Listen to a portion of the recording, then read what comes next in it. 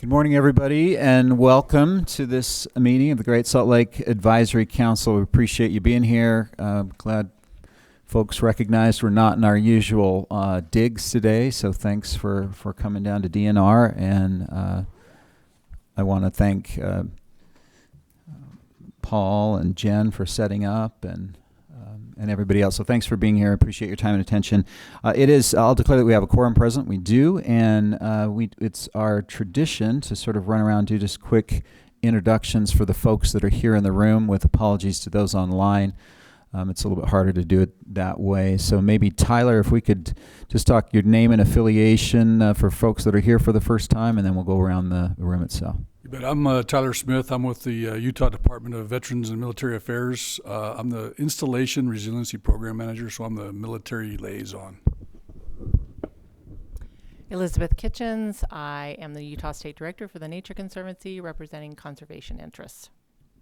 Leland Myers, Sewer People. That was that SUA people or sewer people?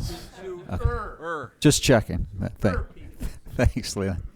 Brad Perry, representing the tribes. Joe Havasey, Mineral Extraction. Sorry, my card is MIA.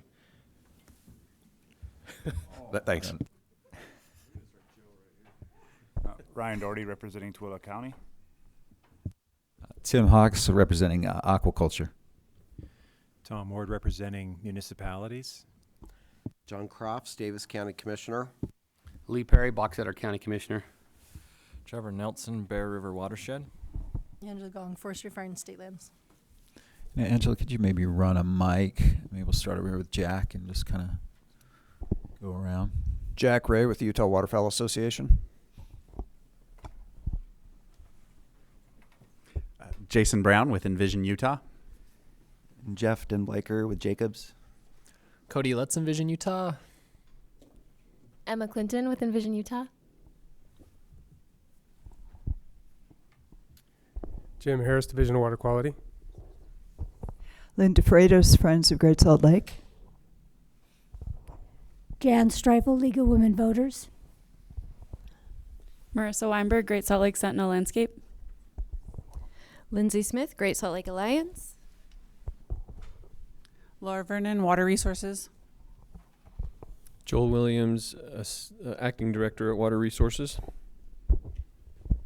Aspen Johnston, Office of the Great Salt Lake Commissioner. Dan Adams with Langdon Group. Layla Ahmadi, Division of Water Resources. Tom Moore, Division of Water Resources. Dana Baxley with the Nature Conservancy. Megan Nelson with the Nature Conservancy. Becca Downard, Utah Geological Survey. Amy Wicks with Utah Rivers Council and Great Salt Lake Waterkeeper. Jake Alexander with Forestry, Fire, and State Lands. Emma Whitaker, Forestry, Fire, and State Lands. Maddie Gann, Forestry, Fire, and State Lands. Todd Stonley, Water Resources. Bryce Pulver, SWCA Consultants. Okay, I think that's everybody. We miss anybody? Thanks again for being here. She'll get a chance. She'll have a chance to introduce herself. I'm always reminded it really does. It takes a village, so we appreciate you all being here, participating. One of the reasons we go through that exercise again is so that when folks are here, you can see the affiliations. If there's somebody that you want to talk to because they have a particular affiliation, we can do that. I will notice we've got Warren Peterson, who's a liaison online. We may have others as well. I can't see the full list. But again, thanks everybody and welcome. We have you all have seen copies of the agenda. That's largely for the folks who are on this table. Can I get a motion to approve the agenda? Okay, Leland, thanks. And a second. Second, Ryan Doherty. I'll go ahead and place that motion. All in favor say aye or raise your hand. Aye. Any opposed? Rule that motion carries unanimously. Secondly, we have meeting notes dated November 12th. So from our last meeting, you should have seen copies of those meeting notes. Any changes? I didn't see any changes to the notes. Any changes to the notes? If not, can I get a motion to approve those meeting notes? Okay, Leland, thanks. Second. Johnny on the spot. Second, Commissioner Croft. All in favor, please say aye. Aye. Any opposed? Any abstentions? I'll rule that motion carries unanimously. Okay, so our first agenda item today is we do a regular update from the Office of the Great Salt Lake Commissioner. We're lucky to have Hannah Fries, the Deputy Commissioner, here with us today. Welcome, Hannah. We'll turn the time over to you. Thank you, Chairman Hawks. I appreciate that. Good morning. Happy to be with you all this morning, and welcome to the beautiful DNR building. It's much poorer of a view out the windows here than at our beautiful Farmington location, but we appreciate you accommodating us here. I wanted to just briefly update you on the goings-on of the Commissioner's office, and first and foremost wanted to put in front of you the Great Salt Lake Strike Team Data and Insights Summary that was released last week through the Strike Team, and we had a media event about it last week. QR code here will link you to our website where you can view the full summary, but I wanted to take a minute and just share what I thought were some interesting highlights that came out of the summary there. So first and foremost, what I found interesting was this figure on water use within the Great Salt Lake Basin. So previously, the Strike Team has presented water use in Great Salt Lake Basin as just on one graph. But what we took the opportunity to do this year is separate it into sub-basins. So as you can see here, the Bear, the Utah Lake, Jordan River, and the Weber River basins. And I think that this paints a really interesting picture about where water use is happening within these sub-basins. The Bear, as you can see here, is still largely agricultural water use, which is what we would expect. But if you look right next to it on the Jordan River, those water uses are flipped, where we see most of the water use happening in municipal and industrial, very little agriculture left within the Jordan River basin. And then you can see, again, Utah Lake and Weber Basin has been crisscrossing those lines and looks like now is in a trajectory where municipal and industrial is overtaking agricultural water use within that basin as well. I highlight this. It's been kind of a push that we've had from the Commissioner's office, and I think speaks to what our Majority Leader Snyder said in our Newsmaker breakfast, that this is an us problem.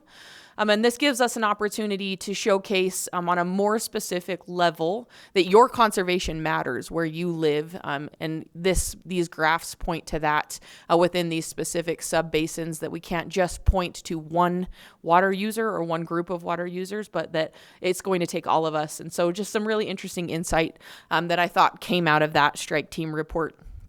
Another interesting insight that we see that seems to continue to astound all of us, but is really important for messaging. When we look at municipal and industrial depletions and residential depletions, indoor depletions remain relatively flat while outdoor depletions are on an increasing trajectory. Part of that is because we are seeing more development, but also it just seems to be sometimes a conservation message of, like, wash the dishes quicker, or don't flush the toilet, or shut the sink off while you're brushing your teeth. But if we could just continue to message that most of these depletions are continuing to occur on our lawns and gardens, just some interesting things to look at there with that. And then a couple other highlights that I'll show you. We had the opportunity to work with friends at Utah State University to look at, we kind of are throwing ideas at the wall and seeing what sticks. This was just an interesting study that was a quick analysis, if you will, not a full-blown study, of what it would look like if we could temporarily impound water within Farmington Bay during specific seasons, and what that would look like for the dust hotspots that we see on Farmington Bay. Again, more detail is included in the full summary, but you can see at some different lake elevations, I'll play that back, that you can see some different impound rates there, and what that would look like as far as dust control. Some of the conversation was if we were able to impound water within Farmington Bay, during specific times of year, we could have a very little impact in terms of loss from evaporation. So we're talking cool season. But just some interesting work by the Strike Team to continue to put tools in our toolbox when we look at how we help Great Salt Lake and how we look at solving this problem there.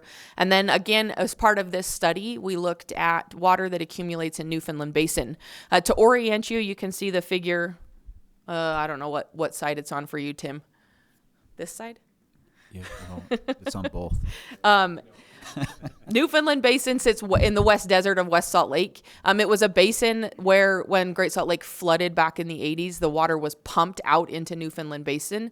And there is a series of dikes and canals that moved water out there and does not allow water to come back into Great Salt Lake. There was an evaluation done about water that accumulates in Newfoundland Basin anywhere from 20 to 50,000 acre feet annually. And so it was an opportunity, again, another tool that may be utilized to get some additional inflows into Great Salt Lake. So some interesting information there as well on that basin. One more time, I'll just throw up that QR code if you want to see the full study. It can also be found on our website, greatsaltlake.utah.gov/updates. And then you can find the full strike team summary there. With that, the last thing that I will mention, our Great Salt Lake Water Delivery Program, which is a $50 million that we receive from our partners at Bureau of Reclamation. Our applications for this program are due Friday, so in just a few short days. We will be evaluating applications quickly and making those funding announcements in this upcoming spring to allow applicants an opportunity to get started on those projects as quickly as possible. I anticipate for our next advisory council, I'll be able to give more of a detailed breakdown of the number of applications and dollars requested so that you can see what the need is out there for Great Salt Lake Water Delivery Program projects. And with that, I would be happy to answer any questions. Thank you, Hannah. Any questions? Let me just say for those online, you're going to have to, and this is the usual routine, you're used to it, but you'll have to raise your hand so we can see that you're there. Let's go to Leland to start out. So when you talk about by the basin, when you have the graphs up of the different basins, how do you incorporate the trans-basin diversions that occur, like the water coming out of Colorado? So do you assume that's part of the Utah Lake Basin? If it comes out? Could you please use the microphone? We were not able to copy any of that for the record. Leland, could you start that one over just because I can't hear you? Over again. Thank you. The question is, when with trans-basin diversions, particularly those coming out of the Colorado River system, how do you incorporate those into the basins? Do you incorporate or include it with the basin it comes into, or is it separated? That's a really good question that I don't have an answer for, that I would be happy to follow up with you. Those graphs are just showing it. I would assume that when the water is in the basin, how it is used within that basin. So I'm not sure that it accounts for trans-basin transfers or interbasin transfers. And if it does, however that central Utah water comes into the basin, what use it is put to would be accounted for in those graphs. So it would be incorporated probably within the basin that it flows finally through. Yep, that would be my assumption, but I'm happy to follow up with you on that. Because those are depletion numbers, right? Correct. So they're really talking about supply. They're talking about the use within that basin. Correct. Right. And then on the Bear, it shows a very low information on the. Does that incorporate any of the plans for using Bear River Basin water to supply the front later on? It does not. That is just how they are currently being depleted. Thank you. It certainly highlights the fact that conservation at the homeowner level is very important.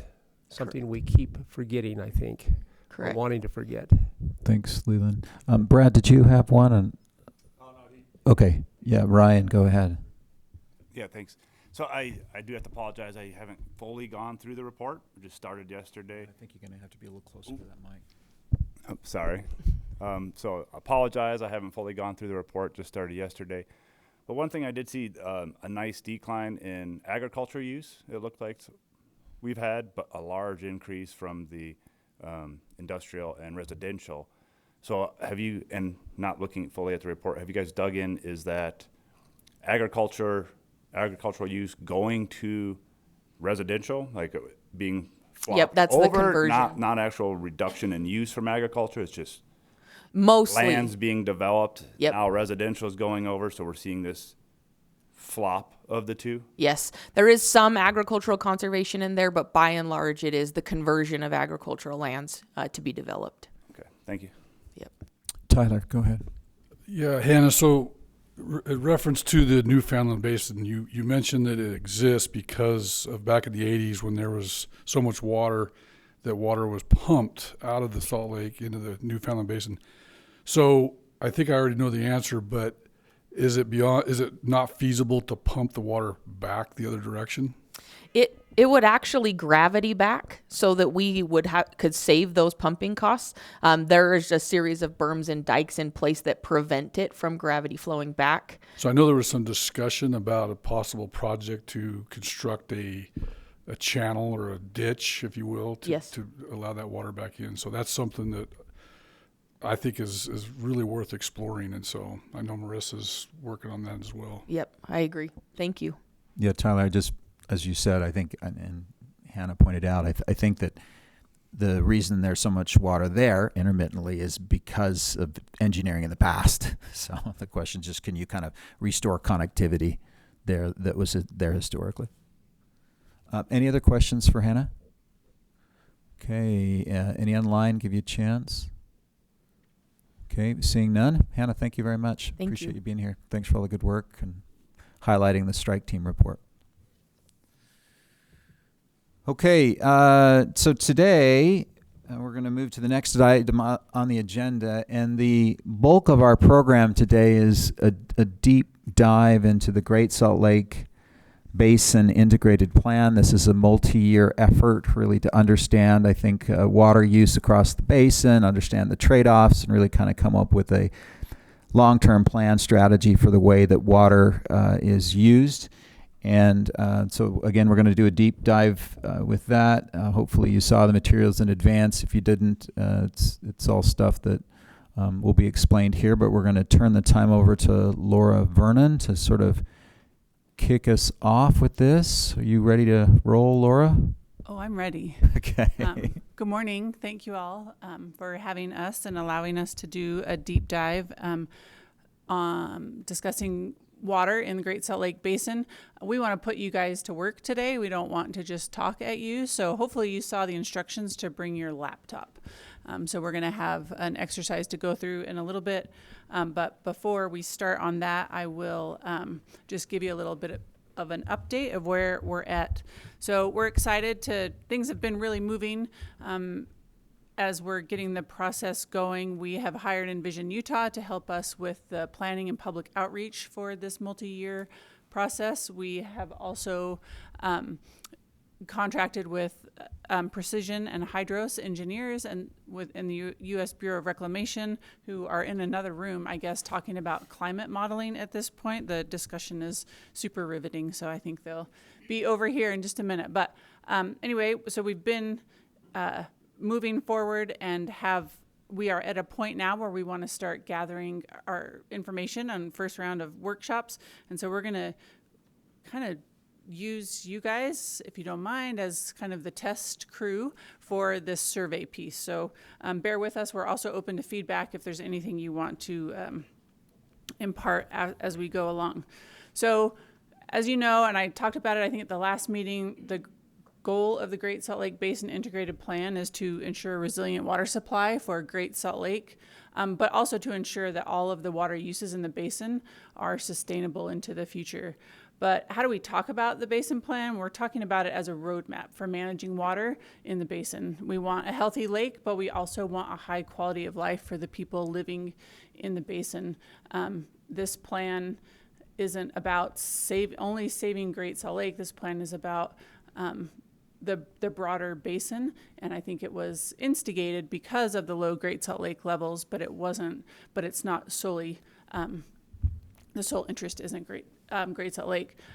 It's an exciting opportunity that we have this process going on along, I think it dovetails nicely with a lot of the other initiatives that are going on right now.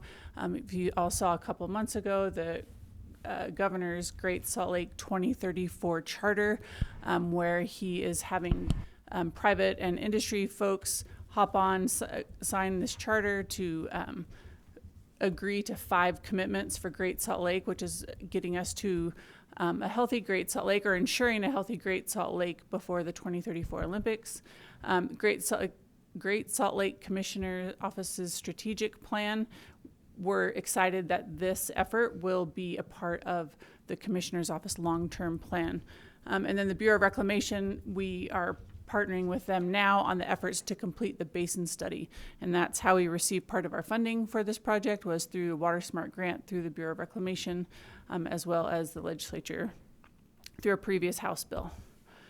So today we're going to be talking about the modeling and planning piece of this project, but I have showed this before. I'm sure you all can digest that this is the modeling and planning piece is just one small part of this project. We have a lot of other projects that are ongoing that will help inform management decisions in the basin.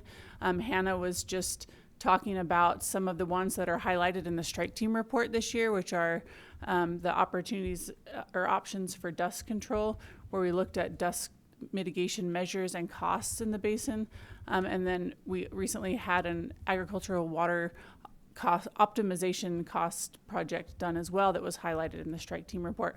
So we have all these other efforts going on in addition to the modeling and planning, where we're trying to where we are creating this tool that will be able to where we will be able to plug in some management alternatives, run through the model with a range of climate scenarios, and see how the lake and other uses are impacted into the future. Wrong button. This is the graphic I usually use to talk about the complexities of the Great Salt Lake Basin, but I feel like you all know that. You know that it's 36,000 square miles. It covers 18 counties.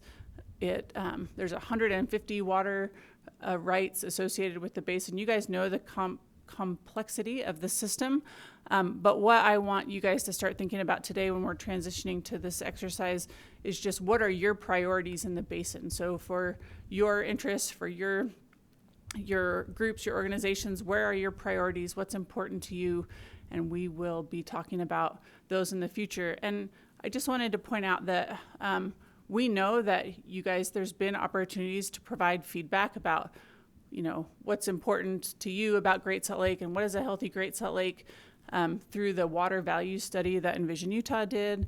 We know that with USU did a great study on what Great Salt Lake means to people throughout the state of Utah. So we know that questions have been asked, but we really want to drill down this time and just get to the different stakeholders. What are your priorities? What does a healthy resource look like to you that you're interested in, to make sure we're covering not only the health of Great Salt Lake, but the other uses in the basin as well. So just a reminder that we can't do this alone, and we've got this whole huge team of people helping us, but we're coming to you, the Great Salt Lake Advisory Council, as part of the Watershed Council effort, where we're working together with folks in the basin at the council level to get your feedback during these workshops. So steps in the process, we in this multi-phase process, we are in phase 1 right now. We're starting to develop the priorities, what is important to you, understanding what the values are, then starting to explore management alternatives. We'll develop alternatives in phase 2 and model the impacts. So the crew that's here today developing a model, the different management alternatives will be run through the model, and we will understand, then we will get the trade-offs, and so we'll analyze those trade-offs in phase 3. And then in phase 4, begin to see what are the acceptable recommendations that all of the groups across the basin can get on board with, and we will create an action plan. Throughout this whole process, we'll have engagement opportunities. We'll be back to you guys, but there'll be other numerous workshops through the watershed councils and other efforts to be engaged. So I keep talking about the alternatives. What could that even look like? Well, across or over the years, when the Department of Natural Resources has been asking, how do we save Great Salt Lake? What are the things? We have created a range of alternatives and just some kind of wacky options. And so some are more wacky than others, but we have thrown out the recommendation that no option is too crazy, but what are some things that we could start to plug into this model? And these are just some samples of that, and they are not any ones that are set in stone, but these are the things that we could tweak during the modeling process to understand what the impacts to Great Salt Lake and other maybe other reservoirs would be, what impacts to other streams would be. So how would we, if we reduce non-functional turf, if we reduced all uses across the board, M&I, ag, 15, 20%, if we increase deliveries to the lake during wet years, if we sent more water to wetlands for wetland management, what would that all look like? So this is just a sample of what we are going to come back to you with some more concrete alternatives that we would like your feedback on. And so this is the start. This is the starting point for getting to these options. So with that, let's get to work. Okay. Plug this in over here.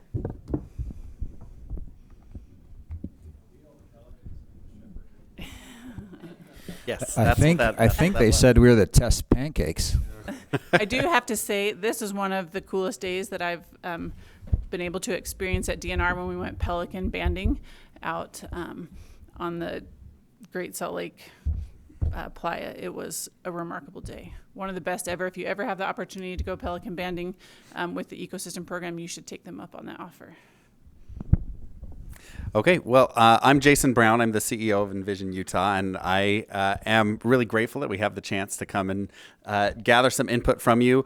The one amendment to what Laura said that I want to say is instead of thinking of this as a survey, I want you to think of this as a discussion, but it is a discussion we're going to hold virtually so that we can gather, instead of 3 minutes on average from everybody, we can gather 35 or so minutes, however long we have from the whole group. So if you can, on your laptop is ideal. I think we might have a laptop or two we can spare if we need to.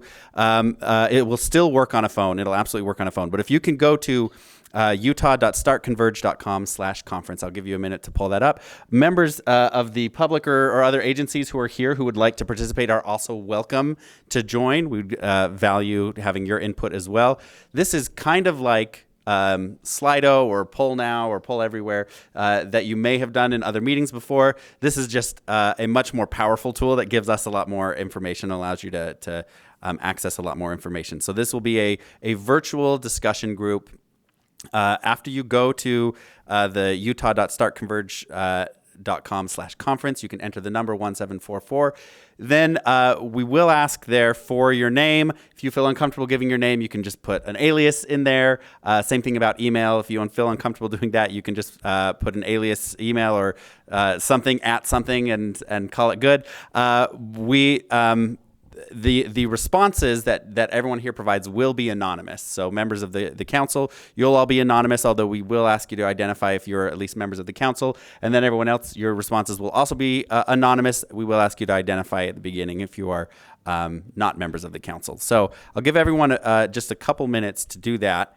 While you're going there and getting that ready, I also want to just echo what Laura said, that we know that there's been a lot of discussion. This is not the first time. Some of you will be asked similar kinds of questions. We intend to take the feedback that we get today, pair it with feedback that we're hoping to get from other groups and partners over the next few months, and feed it right into some of the modeling work that is being done, so we can actually run some modeling around the priorities that are that will be expressed here, and in order to create scenarios for possible water management plans for the possible basin plan in the future. So that's what we're using it for. Raise your hand if you're having any technical difficulty with anything. Otherwise, we're going to proceed. Okay, give me just a moment here. So I'm going to switch over. Here, we're going to just do that.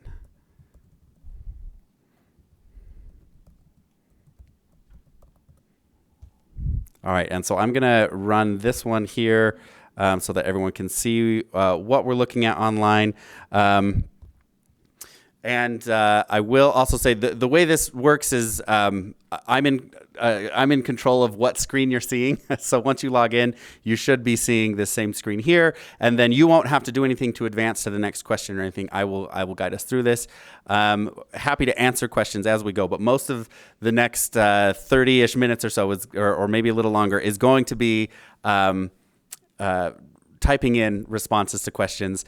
I know that sounds like it's going to be a lot, but it usually goes pretty fast. Most of the time, people say, "Oh wow, that went way quicker than I thought it was going to go." And like I said, instead of hearing just a couple minutes from everyone, we get a chance to hear a lot of thoughts from everybody. So, unless anyone is going to raise your hand and say "slam on the brakes," we're going to advance into the first portion here. Okay, all right, here we go. Let's see.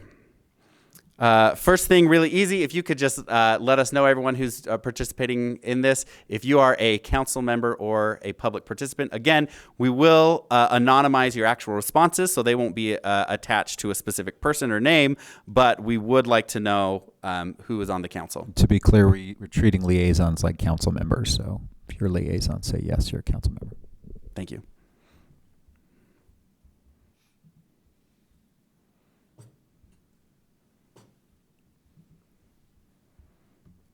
Okay, and now we're going to move into the fun part. Okay, so the first question we want to ask is we would like you to help brainstorm some of the most important priorities for water management in the Great Salt Lake Basin for you. So you can enter as many ideas as you like. Every time you enter an idea in the bar, you can just click enter and then enter some more. We want to generate a big list here, and then in a moment, we'll give you a chance to sort of rate some of the ideas that show up. So think about what are some of the most important priorities for water management in the Great Salt Lake Basin from your perspective.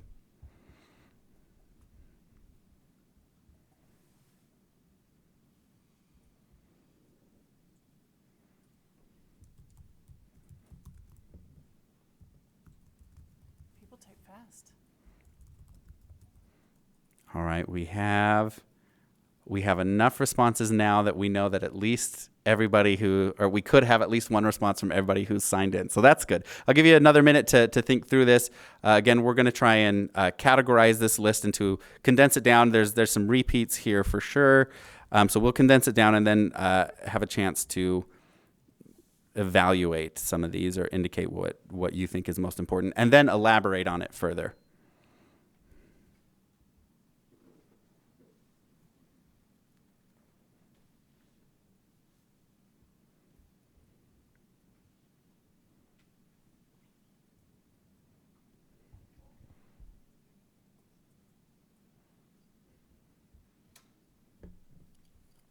Okay, I think we're starting to slow down, so I'm going to look to our support over on the side there. Cody, give me a thumbs up when you feel like you're ready for us to move on. Okay.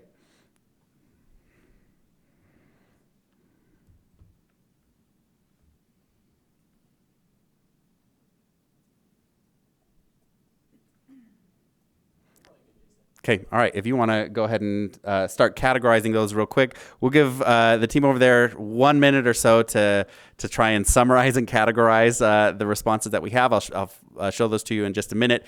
To stall and give them a second, does anybody want to take 60 seconds to weigh in on or to explain or elaborate on one of the priorities? Anyone on the council want to talk about whatever one priority they added?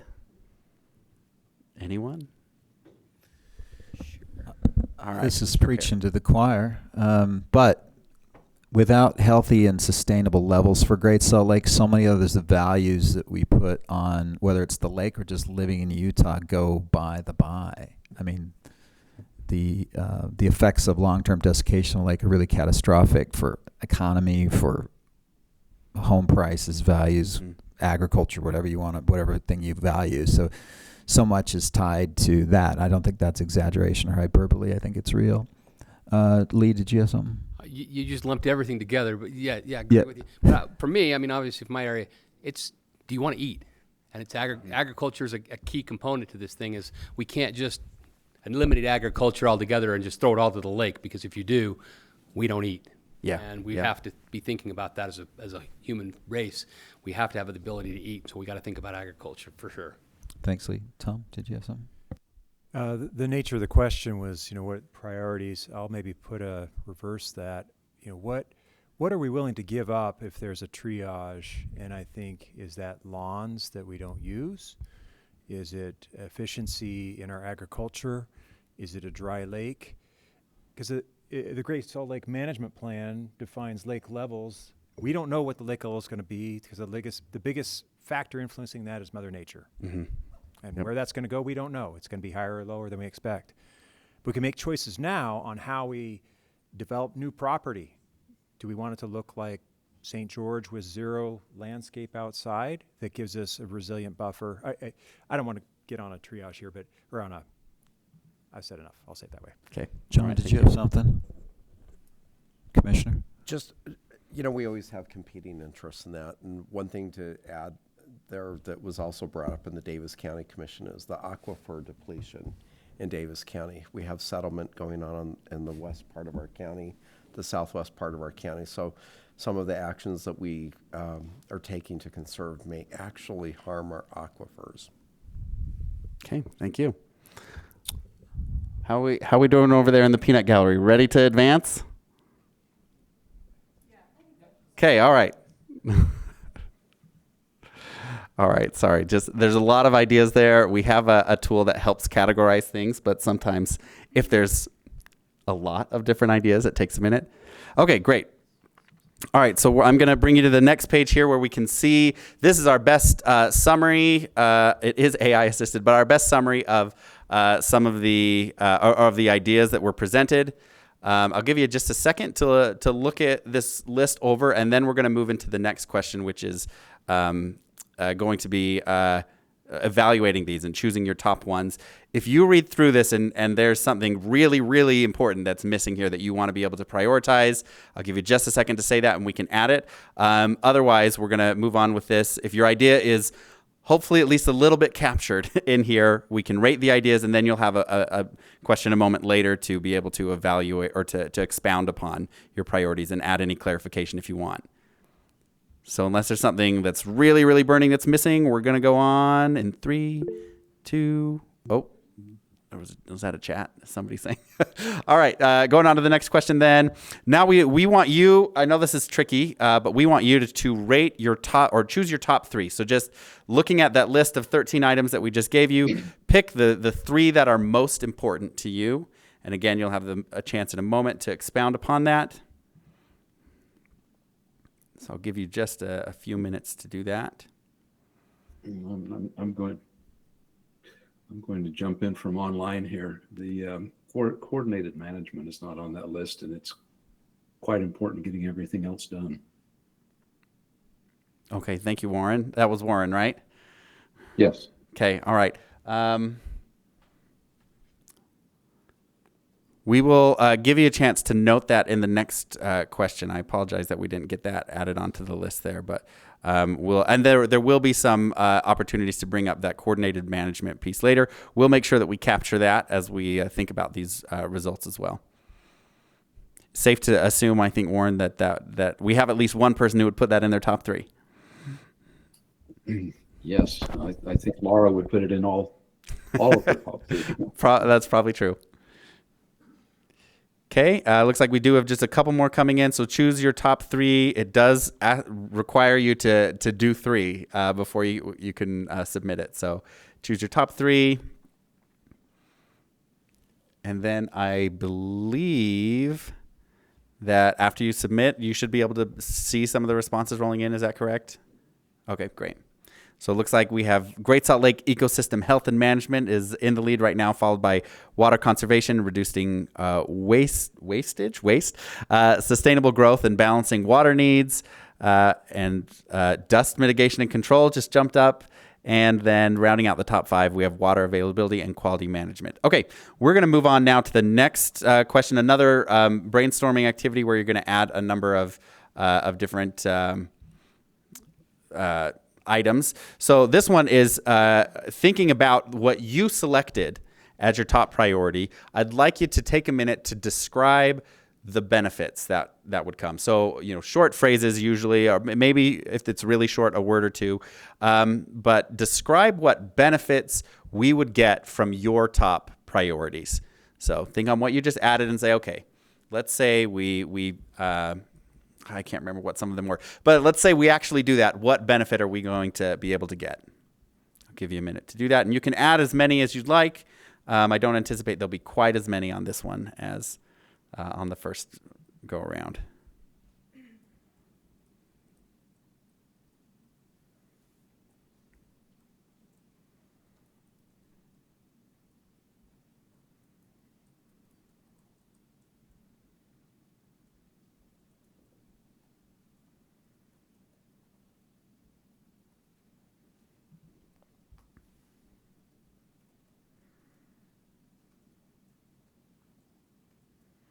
As you see, if you look at some of these responses coming in, we like to do this because it gets at sometimes sort of the deeper held priorities or the things that we're really after. We might say,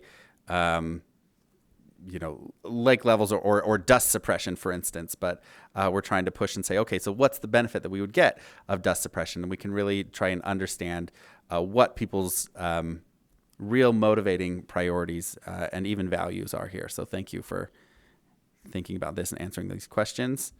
We'll give you 1 minute or so to wrap that up, maybe a little less.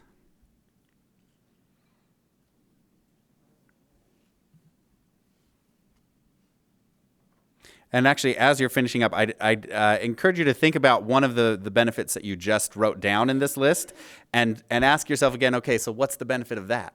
So, for instance, the first one entered was more snow. So ask yourself for a moment, okay, so what's the benefit of more snow? What do you hope to see from that, or what benefit does that provide to the community? So take a second, and same question here, but just sort of think about what's the benefit of the benefit that you just listed.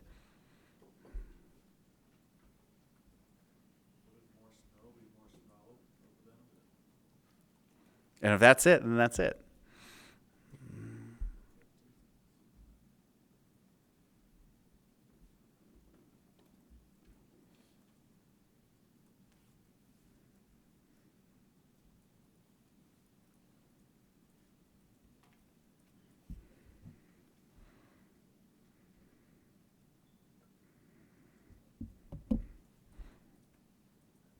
All right, we're going to take just 20 more seconds here. And yeah, you'll start to see that there's some the tenor of the items changes a little bit. We're talking now about high quality of life, improved recreation, united community, thriving economy.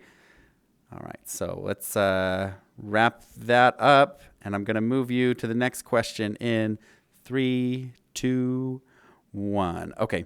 All right. The next thing we want to do is think about how we measure some of these things that you talked about. So considering, again, the top priorities that you identified, we want you to think about what metrics could be used to measure the success of actions taken. Now, some of this could be like actual quantifiable, measurable metrics. Some of it might be a little bit more squishy or qualitative metrics here, but think for just a moment about what you would look to as an indicator or measure or metric to let you know that, yeah, we're getting the priority that I identified. What are you going to look to know if we are hitting the priority that you identified?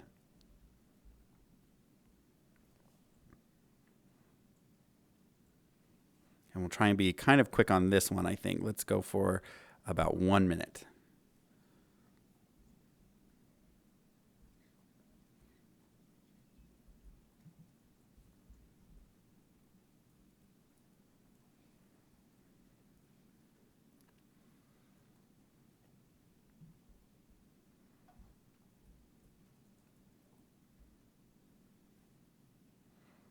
Let's try and wrap up in about 20 seconds then.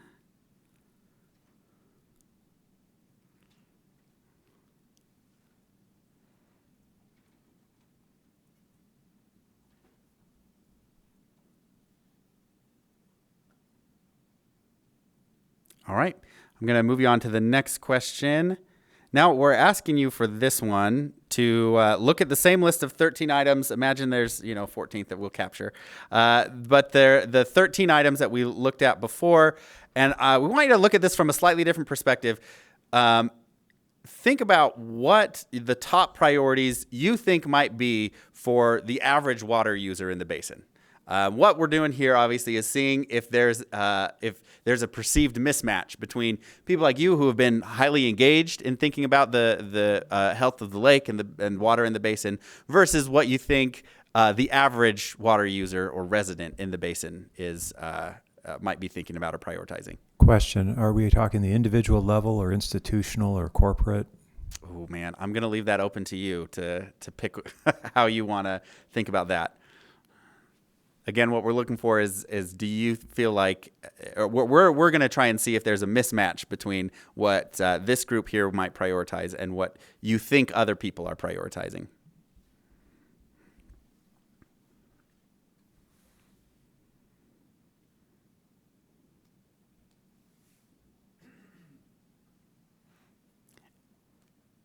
And also to that question, we will have some questions later on where we'll be thinking about where you'll have the chance to also think about other groups and, could be government, could be corporations, could be individuals that you think and the roles that they can play in shaping the health of the lake and our water management in the basin.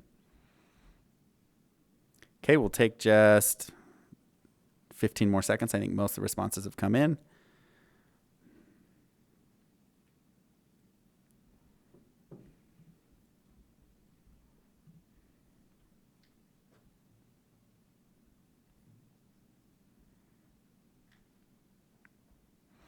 Okay, and now we're going to move on to the next question. This is another one of those sort of brainstorming questions where we'll categorize them and give you the chance to evaluate again. But I'll just read the question text here. Oops, sorry.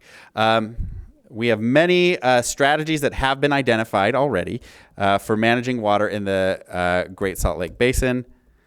Sorry, I'm pulling this back up. Example, Phragmites removal, berm management, ag optimization, residential conservation. What are the most important strategies you'd like to see pursued in the Great Salt Lake Basin Integrated Plan? Or in other words, what levers would you pull to achieve your top priorities in the basin? This is getting to action.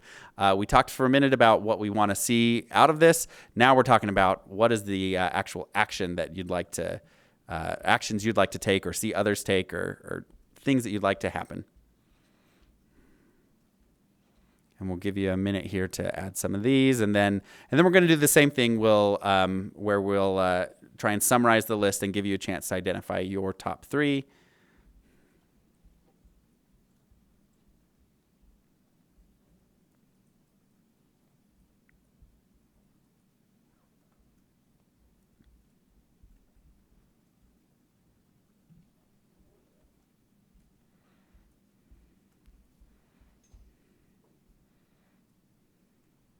We'll say you do not disappoint. This is a pretty robust list pretty quickly.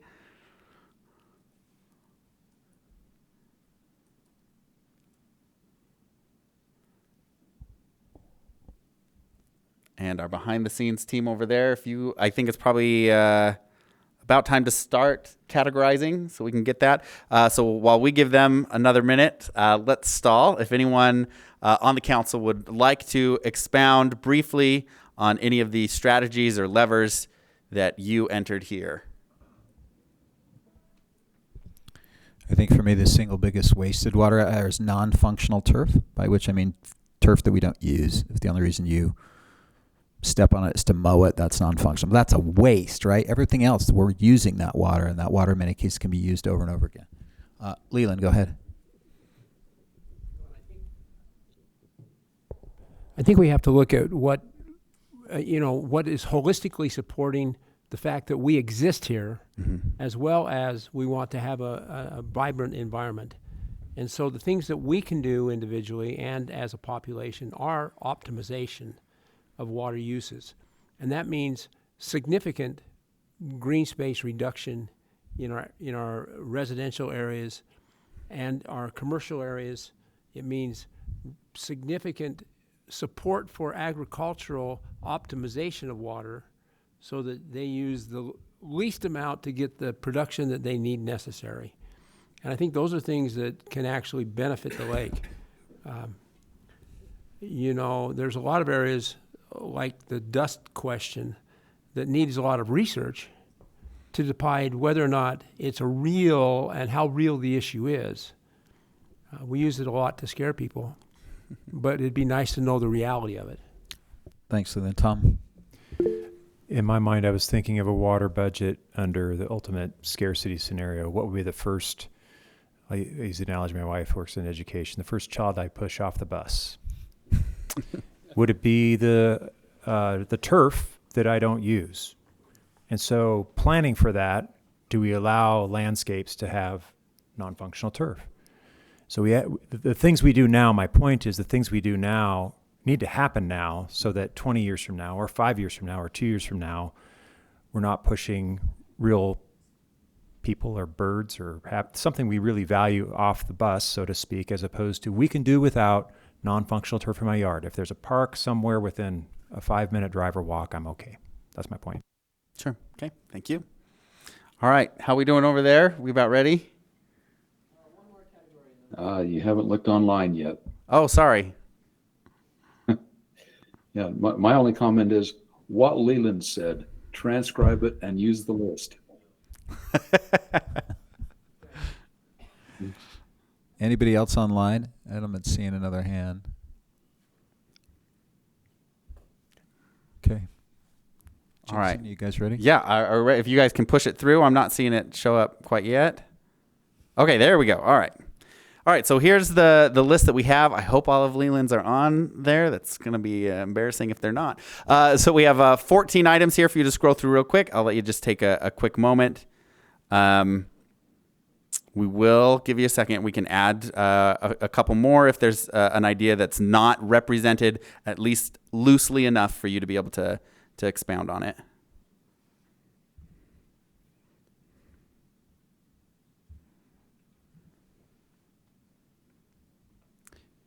All right. All right. Is that a ping that somebody has an addition to the list that we need to add? There's an echo somewhere out here. The echo is coordinated management. Okay, I'm adding that. Thank you. Okay, all right. Then we're going to move on to the next question. Again, we're asking you to choose your top 3 and go.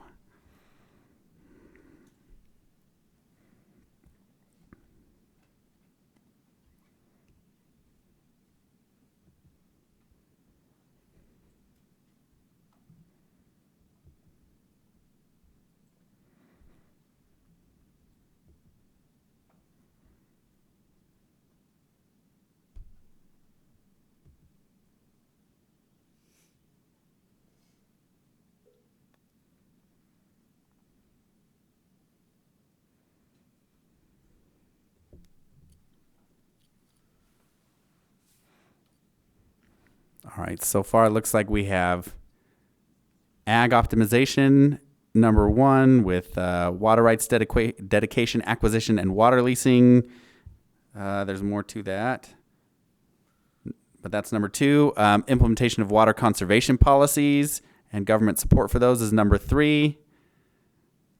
Then rounding out the top 5, residential water conservation and landscaping changes, and then demand management through pricing, accountability, and behavioral changes, rounding out the top 5. We'll give everyone just another moment there.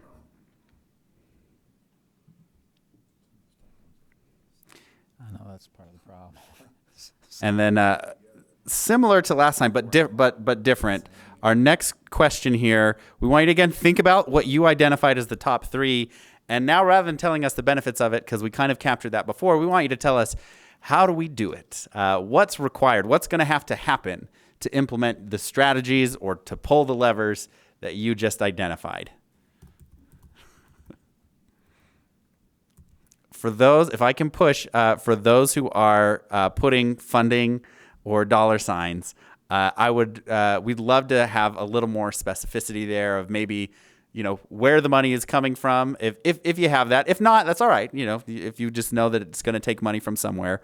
But if you have ideas or suggestions for where the money can come from or needs to come from, that would be some helpful detail to add to this list. Oh yeah, or where it needs to go. Yeah, that would be helpful as well. Thank you.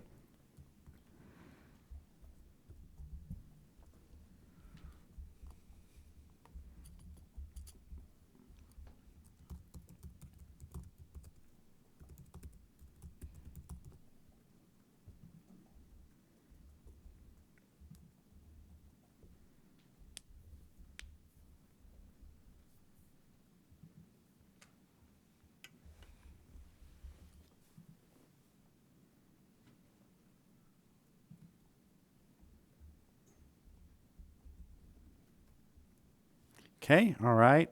Looks like things are maybe slowing down a tiny bit. Anyone on the council in particular, if you feel like we ever are about to move on too quickly, just raise your hand and we'll give you a second to continue to add those. Once again, the purpose of this in particular is we're hoping to be able to grab some of these and feed them, things that can be measured or feed some of those into some modeling, but then also look at putting these together in packages of strategies that can work together into scenarios. We'll bring those scenarios back. We're hoping by the end of this year we should have some of those ready. So think about that as you're writing this down, making sure that we have enough clarity to be able to package some of these together and understand what we're looking for here. And I'm going to move you on to the next question, moving on to a slightly different topic in 3, 2, 1. Okay. So for this next question, we want you to think about some of the most significant barriers to ensuring a resilient water supply. So what are the barriers? This one, we're gonna keep the responses anonymous so they won't show up on a list that everyone can see as we're going. So feel free to do with that what you will. You can, if there are specific organizations, government agencies or entities, groups, individuals, or any other barriers that you see that you want to talk about here. This one, it's more of a traditional text box, so you can just type in something, click enter, and then make your own list there, and then submit that when you are finished. Again, we're keeping this one anonymous so that people don't feel like you have to hold back or be too polite there. Yeah. So you want a list, not a... It can be a list, it could be a paragraph, it could be however, a sentence, a phrase, whatever you would like to express here. What are some of the barriers to ensuring a resilient water supply and high quality of life in the basin? Or in other words, what are some of the barriers to the priorities you identified or to the strategy levers that we just barely listed? And we'll give you a minute to think about this and to add some of those.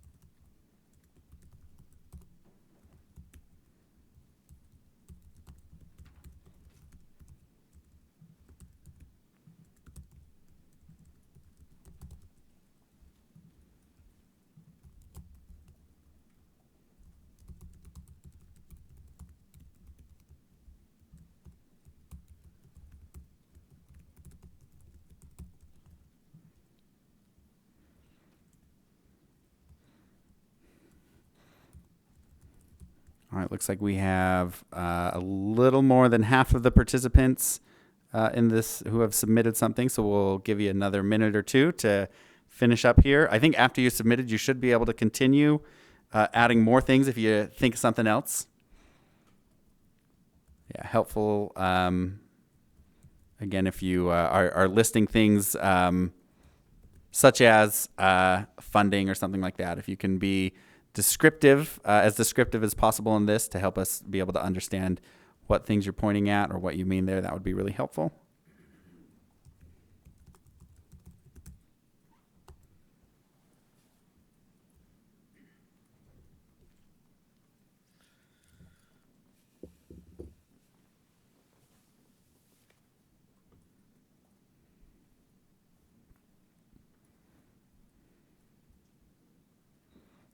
It looks like responses are definitely slowing down.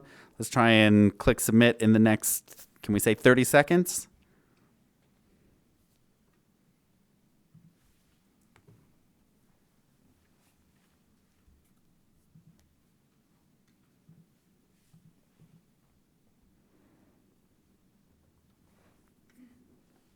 And 15 seconds.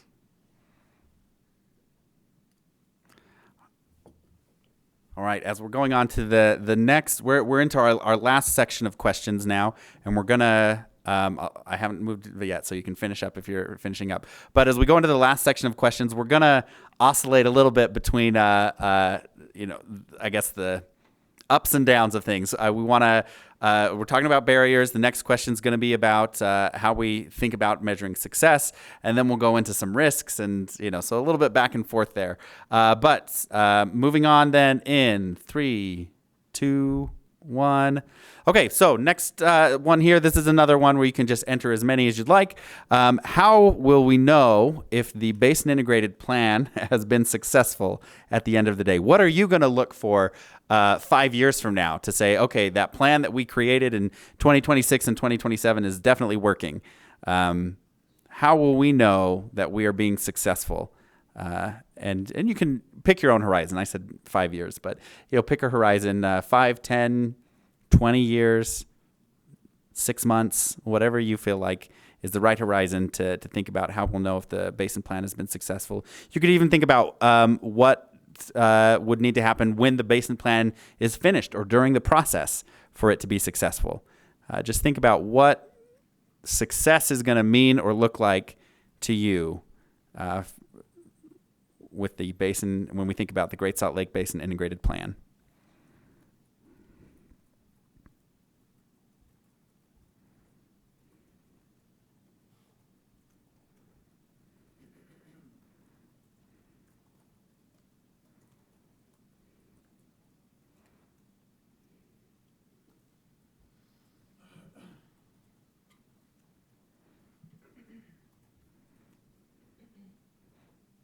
Appreciate the thought. There's definitely some really thoughtful answers in here.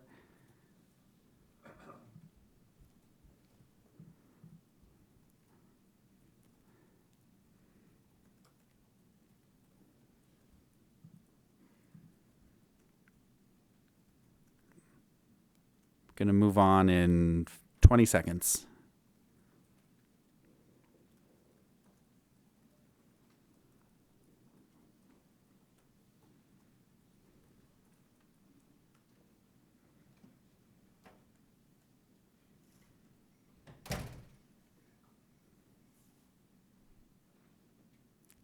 I think I heard actual crickets.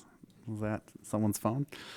Or actual crickets in the building. Okay, we're going to move on to the next question then. Kind of the inverse, so hopefully it doesn't feel too repetitive, but the inverse of that question, what are the risks that you see that are most important if we don't successfully create and implement the Basin Integrated Plan?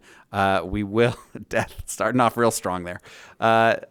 So we will again have the chance to prioritize these. So brainstorm as many of the big risks that you think of as you want, and then we'll prioritize these in just a moment.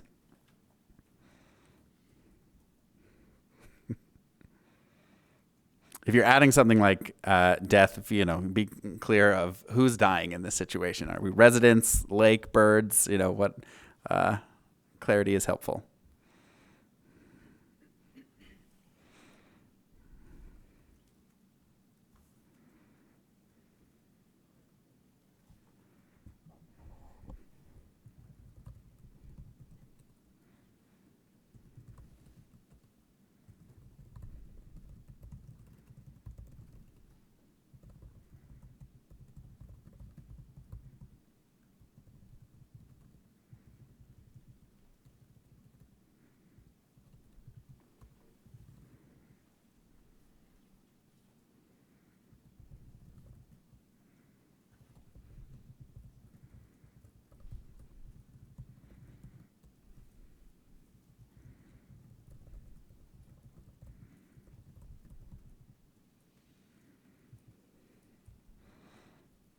right, let's try and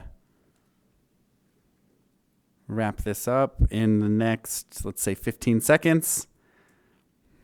And then our categorizers over there, I hope you're ready to hurry through some of this. Okay, all right, let's call it. Go ahead and start the categorizing. Let's stall for a minute, give them a second. Anyone want to elaborate on death or any of the other items that you identified here as the risks? Come on, with this group, surely we can stall for time. Trevor? So mostly I advocate for agriculture in this group, but I do have 2 young children, and I think the biggest failure would be if I have to send them to school in dust masks. Thanks, Trevor. That's a big one. I put things along the line of capping growth. You know, we have a vision of ourselves that we can continue to grow indefinitely, but we can't do that unless we make smart choices, because we're either going to kill ag, or we're going to kill Great Salt Lake, or we're going to learn to use water a lot smarter than we do today. So the consequences of failure are pretty catastrophic, because you have to pick something that's going to die. Yeah. The lake, our ability to grow, our children's health. Leland? I don't want to dominate the conversation, but you know, if the plan isn't done right, if people don't listen, people will remain stupid about doing anything themselves, because everybody wants it to be the other person's problems. If I talk to people in my neighborhood, the number of people I talk to who have these vibrant, beautiful landscape yards who say it's the farmer's problem drive me crazy. And I tell them it's your problem too, and they go, oh no, I'm not going to do anything until the farmers go out of business, I guess. And that's a fool's paradise. And I think we need to get past the fact that it isn't all of our problem, and we all have to change our behavior. Mm-hmm. That said, if you flush it and it still goes down to Great Salt Lake, it's okay. We're failing if we're finger pointing. That's how I read yours, Leland. So let's make sure that maybe not remain stupid, but remain misinformed is part of the list there. Wallow in ignorance is what we were Wallow in saying. ignorance. That's good. Is wallow in ignorance on there? As long as that's on there. Okay, are we ready to advance? I can see you, Jeff, so you're going to have to give me the thumbs up.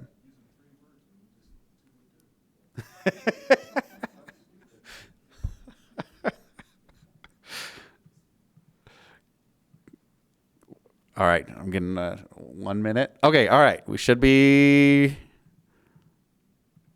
ready to go. Okay, great. I'm going to bring you on to this. Okay, so it looks like 14 items again. Look over this real quick. We're going to have you evaluate and choose, once again, the top 3 most important or biggest deal to you.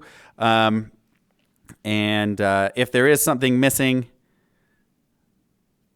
let us know. We'll add it real quick.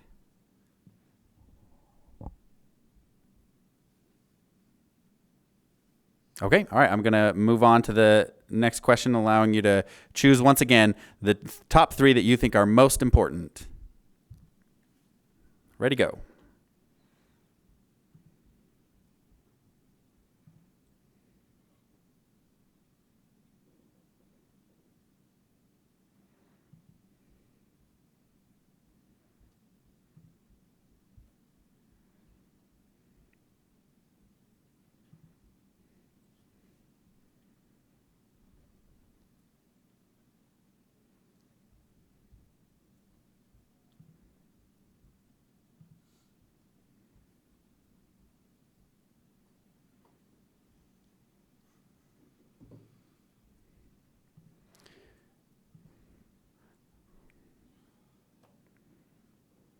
Okay, and then we have one more real substantive question for you after this. So I'll give you just a moment. Looks like we have. Looks like we should have most of the results in. Okay, I'm gonna give people another 15 seconds to finish up their answers here. The top 3 we have: ecosystem and wildlife collapse, economic decline and collapse, and then public health deterioration and respiratory issues. To round out the top 5, we have decline in water supply and quality impacting all uses, and lake drying and environmental degradation. All right, we're going on to the next question. This is our last real substantive question. We want to try and end on a note of positivity, but also, in all seriousness, we want to understand what are elements that make you hopeful about this process succeeding. What are the reasons that you think we can create and then implement a basin integrated plan that's gonna work? Another way you can think about this, if you've been a little skeptical or holding your breath a little bit, what is it that you feel like is going to give this the best shot of succeeding?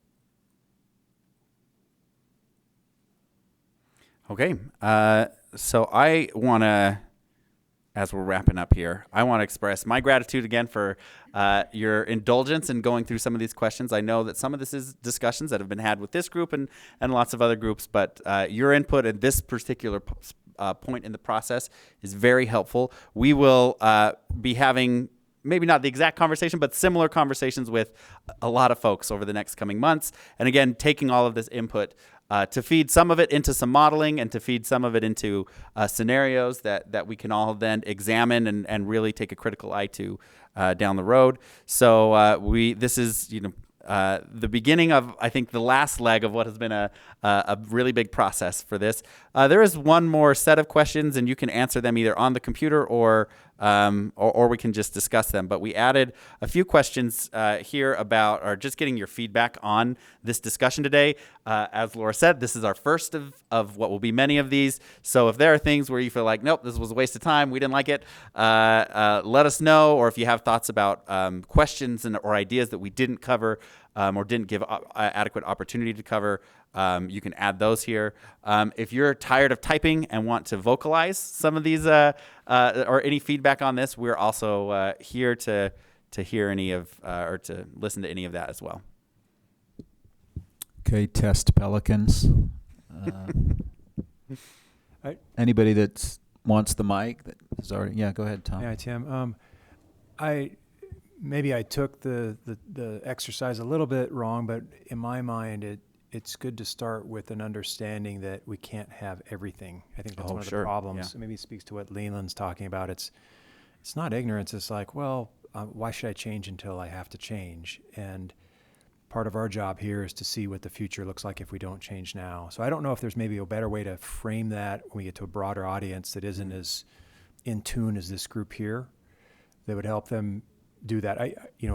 Envision Utah did a great study on choices for landscapes, but that assumed you could choose the landscape that had an acre of turf. Sure. I think the lead-in should be, given the constraints of water, we could only end up with this many people if we don't conserve water, no more. And if we do, we can have growth and these other things, and paint that future under those different, frameworks, if you will. Yeah, that is a really good point. And then it helps also avoid the environment's going to, we could do everything we want and it'll all go to hell in a handbasket anyway. Yeah. So I think by creating real scenarios like that, but without giving the choice of a lawn, if you make that a choice, I don't think that's our job here, to give that as a choice to have turf in the future for just because you have an acre. Sure. Thank you. That's a really good point. We can definitely keep that in mind. Ryan? Yeah, I did enjoy the format. I really like seeing the input from the group and what other thoughts processes were going on in the room. So, yeah, I appreciate that. I'd like to see what everybody else does when you do these in other groups and what kind of input. Yeah, I mean, and this is a body that I think we'd be more than happy to share the summary of findings and results with, and come back and tell you what we're hearing from other folks. Warren? Thank you, Tim. Jason, going back to touching on something you said, you solve problems by asking the right questions, and I've been through enough of these public engagement processes to know that you can get some pretty wild questions. But you have here a good informed group that should give you a good starting point on knowing what the questions are that need to be asked, and then focus on selecting best answers to those. So well done. Thank you. Thank you. Do you all feel like we asked the right questions? Or are there any questions that you wish that we would have asked? Let's go to Lee, and then we'll go on that one. I like the questions. My question for you though is, when you say you're going to engage other folks, other groups, do you have an idea who you're going to engage? Because if we just engage one sector, we're going to get really skewed results. So I'm trying to figure out how we can reach the majority of Utahns, the people who live, maybe even recreate here, but people who have a vested interest in what we're talking about. And it's not just one side. It needs to be a group of people. And so I don't know if you're going to go to agriculture groups, you're going to go to recreational groups. I don't know what your thought is. And I'm just kind of curious as to how you're going to get this into the eyes of overall Utah. Yeah, I mean, that is a great and very fair question, Commissioner. I think we are kind of building that list right now and trying to figure out, where are the groups that we can go and get some input. There's obviously been a lot of work and survey work and things already done that we want to make sure is tied into this and represented. But maybe that should have been a box that we added to this, was who do we need to talk to?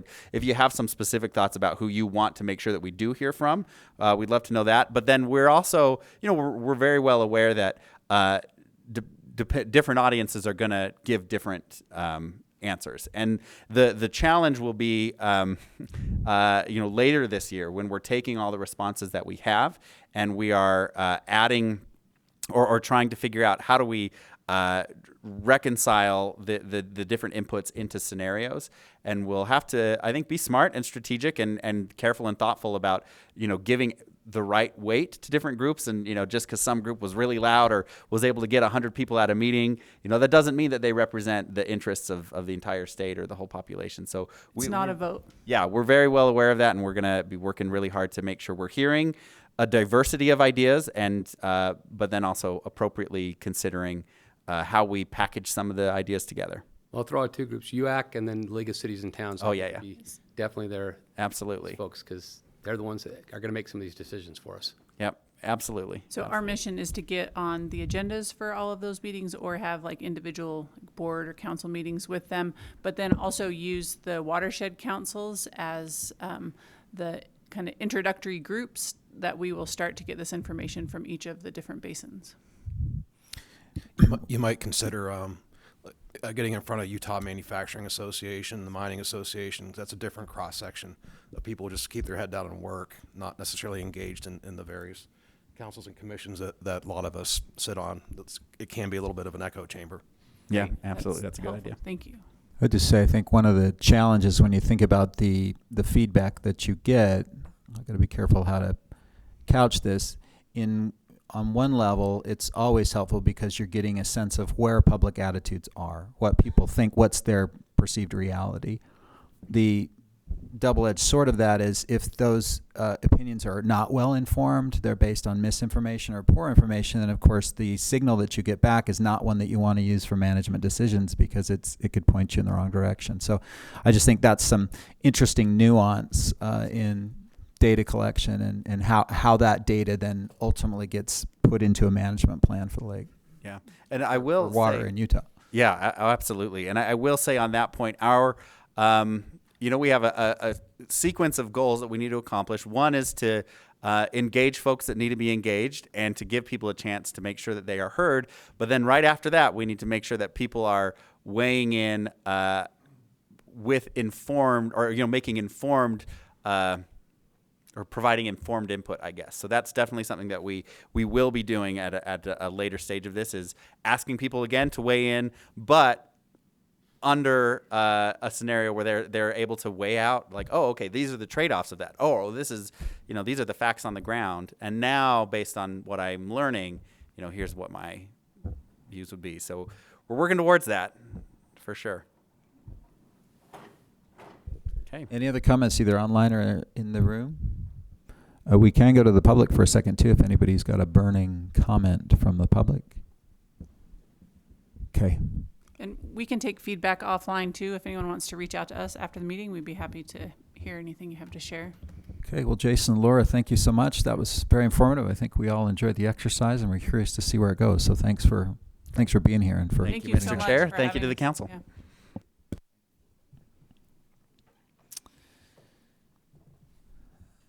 Okay, I kind of just sort of did this, but one of the things we always do during Great Salt Lake Advisory Council meetings is we have a brief period for public comment. And so what I'd like to do next on the agenda is to open up the mic for public comment. We'll go first here into the room. Is there anybody here in the room that would like to make a public comment? It's open mic, it's testimony meeting, it's whatever you'd like to do. Lynn. This was a really great exercise. I really appreciated being a part of it. And just a reminder, in May, 6th, 7th, and 8th, Friends will be hosting its 15th Biennial Great Salt Lake Issues Forum.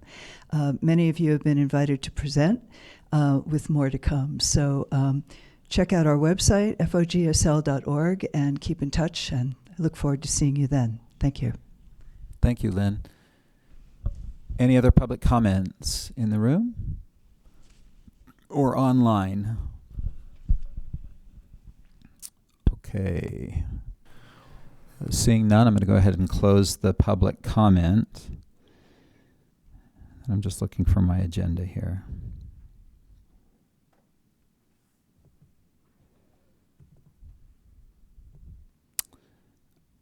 Okay, so I think that's anything else. I'm going to come back to just the council members and liaisons.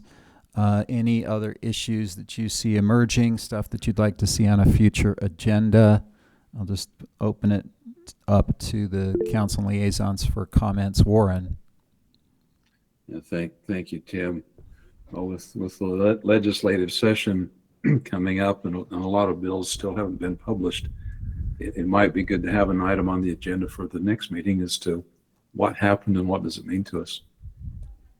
Yeah, great suggestion, Warren. We'll try to do that. We've tried to do that every year. Sometimes it's a little longer after the session than we'd like, but well, for sure there's going to be a lot of things affecting the lake and affecting water, so we'll want to report back on that. Great suggestion. Any other items or topics from members? Lee? Yeah, there's an organization that is working with Grow the Flow Utah, and they're trying to create a video as well as a presentation they can take out to elementary school students about how we can save the Great Salt Lake. And I think they may have a couple of songs and a couple of things that they could share with us maybe at the next meeting. Might be beneficial to see what they're putting together. Their goal is to get it out, get it into the hands of the young people now so that what we're all talking about, trying to get adults to figure this out, the kids figure it out in a hurry, and they're the ones that'll really lead the future here. So something we might want to put on the agenda and have these folks come and present and show what they're producing. They're trying to get it's the One Voice Children's Choir to maybe be involved in that process as well. So I don't think we want them all at the next meeting, but maybe a video version of it, something. Thanks, Lee. Good suggestion. I think that'd be an interesting one. Anything else from members of the council? Yeah. Go ahead, Brad. Just one thing that we're running into. We can right now we're the stick that is poking Idaho for water to be leased to the state of Utah. As we've done that, several farmers in Franklin and Cub River also want to do things. So we need to focus on that. Will help, but it will take a big effort on everyone's part to have that water come down into a diversion, say West Cache or something, and let it be flown through without getting pumped out. So just some of those things that, there is an RFP that is asking for people to apply for water leasing. And some of that may have to come from Wyoming and Idaho. They need to remember they're in the Bear River Basin too. So if we can just continually poke them, I'm fine being the leader. doing that in my job right now, but just something that to think about in the future of how do we engage our northern state. That's a good suggestion. That's real. It's complicated enough to shepherd water. When you're shepherding it across state borders, it gets even more complicated. We see that in Great Salt Lake, and we see that in the Colorado. So thanks, Brad. Good suggestion. Anything else from members of the council or liaisons? Either topics you'd want to hear or just burning thoughts. If not, I'll just remind everybody that our next meeting is scheduled for Wednesday, March 11th. It's at the same time, and it'll be back at Eccles. And then just a reminder for the 2026 meeting schedule, just because of the way the room's schedule, we will be jumping back and forth between this location and Eccles. So be sure to check your calendars and your invites before you come. Otherwise, you could show up at the wrong place. Obviously, we're here this time. Most of the meetings, March 11th, May 13th, July 8th, September 9th, will be at Eccles, but on November 4th, we'll be back here. So that's a revised date and a revised location just to accommodate our meeting room availability. Okay, seeing no further business, I wanted to thank everybody, specifically thank Angela Gong for all her work putting stuff together. She really makes these meetings run on schedule and gets everything pulled in. So really appreciate her good auspices there. Thanks to all of you for coming and attending and for all that you're doing for Great Salt Lake. And with that, can I get a motion to adjourn? So moved, Representative/Commissioner/Lee Berry. Thank you. And a second? Leland seconds that. All in favor, please say aye. Aye. I'll rule that motion carries. We are adjourned. Thanks again, everybody.